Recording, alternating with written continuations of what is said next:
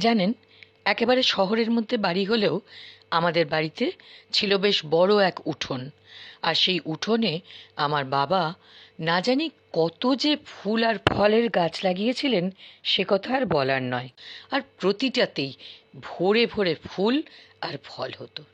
সেই উঠোনেরই এক কোণে, যে জায়গাটায় বেশি যাওয়া হতো না, সে জায়গায় ছোট ছোট সবুজ রঙের এক ধরনের ফল বা সবজি হতো।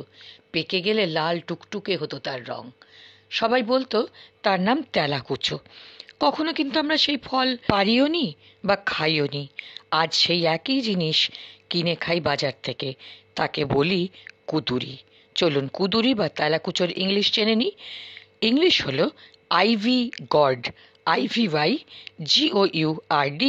আইভি গড হলো তেলাকুচো বা কুদুরির ইংলিশ। এটি গড প্রজাতিরই একটি সবজি।